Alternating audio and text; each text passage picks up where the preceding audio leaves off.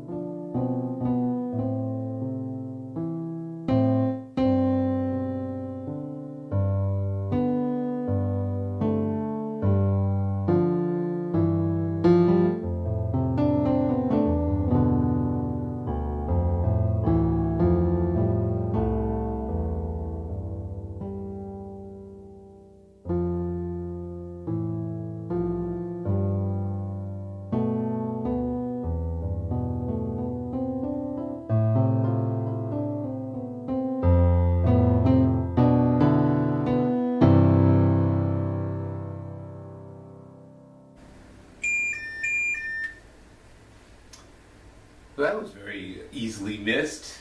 So I have 5 seconds. Okay, so now it's just in 8 minutes in. Here's the message. If you ever see level 1 password conventions,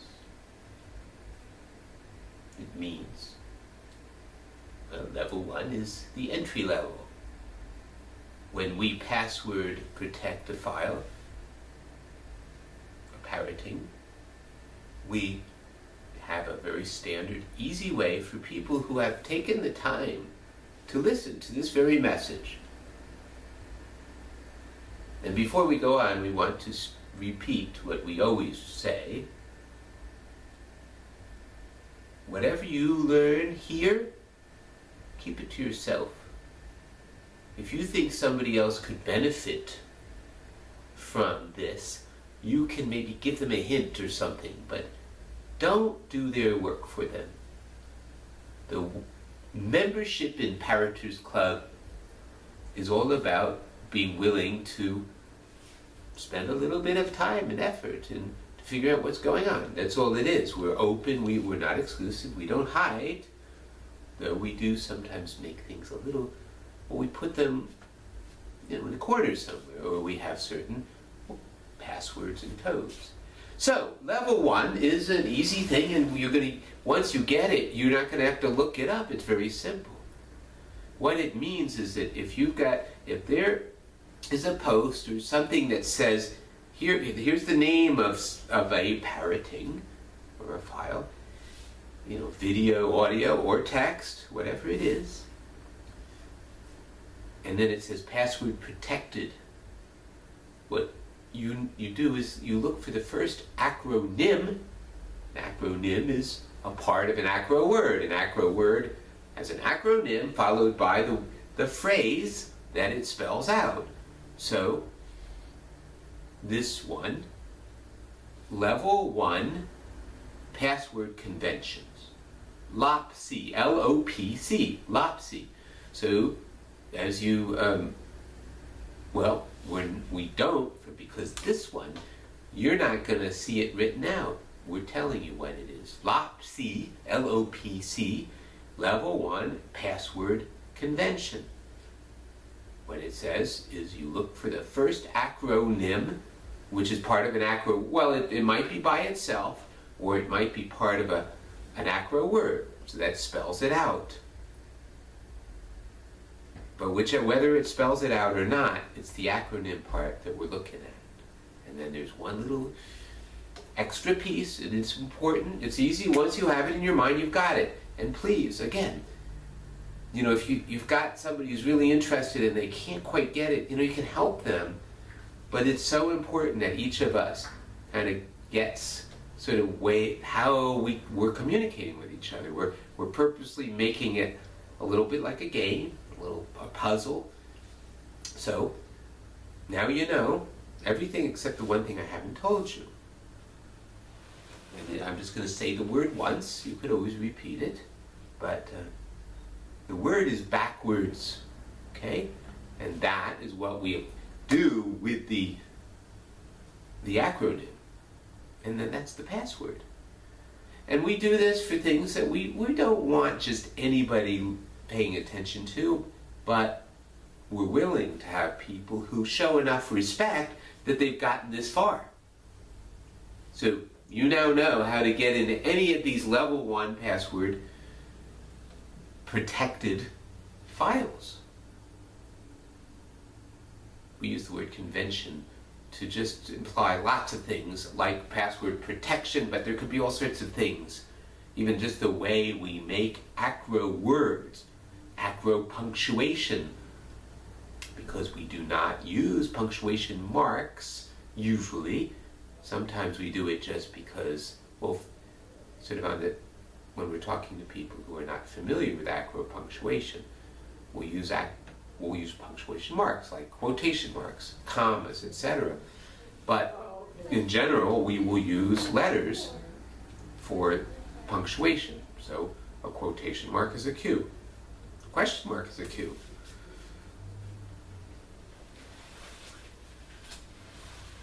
Comma is a C. Colon is a C.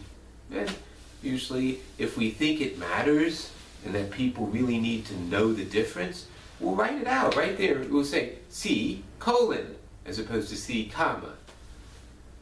So lowercase, oh no, let's see, with acro, right, let's see, I'm getting it mixed up again. Right, because acro punctuation is almost always a single letter, and we decided a while back that we do the opposite of other acro words. Acro words that are going to have more than one letter have are made up, the acronym is lowercase letters. So that's why the acronym for Level 1 Password Conventions, LOPC, the acronym is all lowercase, LOPC, all lowercase. But an acro punctuation, which is again almost always a single letter, there might be a few exceptions like M dashes or something, but let's not go there. Most things, question mark, quotation mark. And we don't say QM, we could, we thought about that, we said forget it, because in a case like question mark and quotation mark, it doesn't help us. So they're both just Q's. And then if we say the first two letters, it's the same too, QU. So we don't worry about it. It's obvious if it's a quotation mark. Quotation marks all appear in pairs. And if there's the quotation mark, set of marks, the second one at the end of a sentence, right before a question mark, well, you're going to see a Q as the second quotation mark, and then another Q for question mark. And then after a while, you get used to it. Okay? So, this was my sandwich message. I'm going to play a little bit more. My hands are actually but the whole idea, remember, is you got the message. If that's what you wanted to do, was hear this, you got it. Okay? Again, you can sort of hint, you can steer people who are trying to figure this out in the right direction. We're not trying to make it hard for anybody, but we are sort of saying, look, if you're not willing to take a little time and pay it some attention, we're just sorry, Charlie, we don't really want, unlike Hollywood that says, let's assume that everybody's an idiot. And, well, not that everybody's an idiot, it's just that if we're going to get as many people to watch this, whatever, and pay money for it, or buy the product, so watching advertisements, and then buying the product, ideally, you want that to happen. The people with the money want that to happen.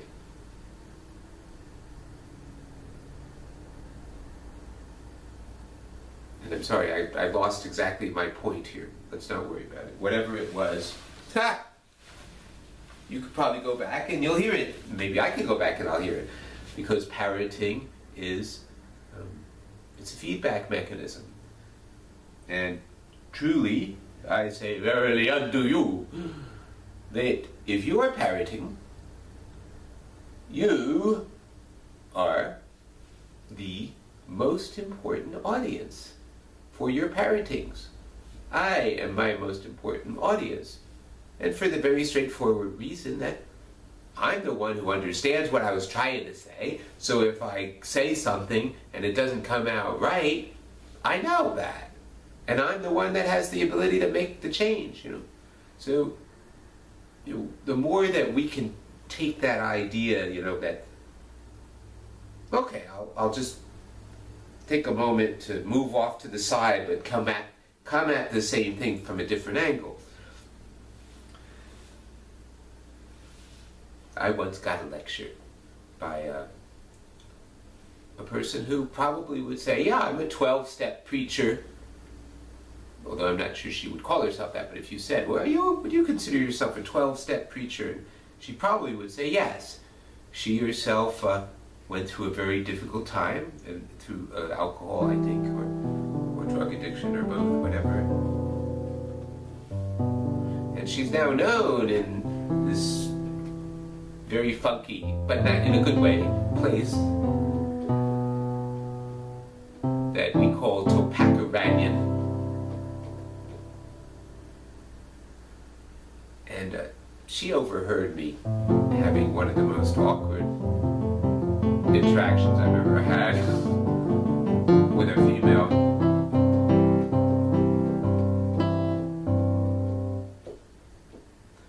And she proceeded to give me, I don't know, a good half-hour talking to. And it was very appreciated. I appreciated it because she was really seeing what she thought was happening with me, where I was getting mixed up. And she talked about straightening things out.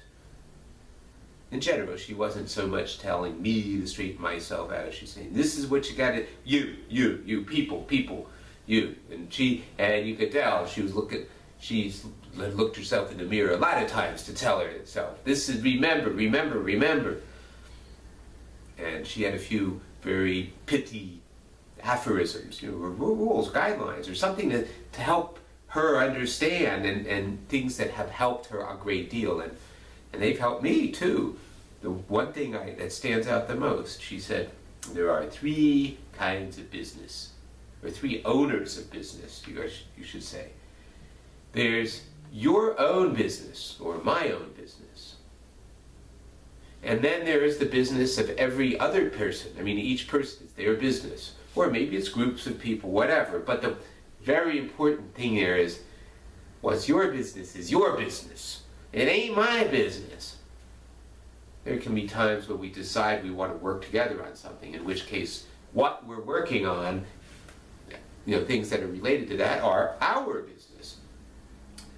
So that's another type, but she didn't really say that. She said the true owners of business, fall into 3 categories. One is yours, or mine, the individual.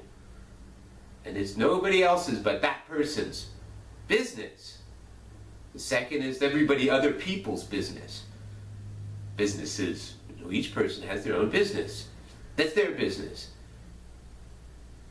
And then the other one is there's God's business. And if you don't want to use the word like God, you could say there's just the business of reality trumping what we, in our little measly ways, though we have this ability to make our heads a lot bigger than they deserve to be. We can think of ourselves as the centers of the universe, and at one level we are the centers of our own universe, and therefore we do in fact have business that is nobody else's but our own. So, whereas you could say this thing, there's your business, there's my business, there's yours, and yours meaning everybody's except mine.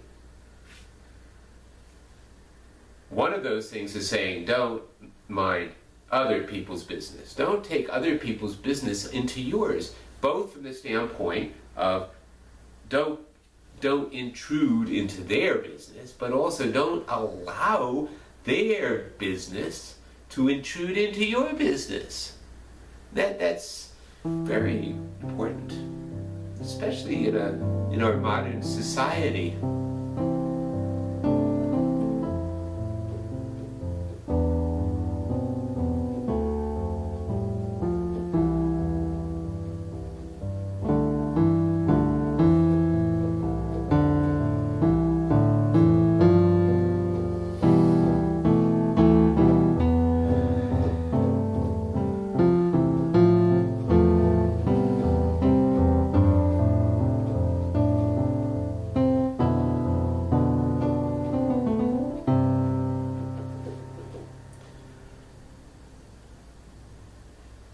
We are continually bombarded with efforts by the kind of business that actually is neither your business, your individual business, my individual business, or God's individual business, but rather a different kind, like this societal or social business.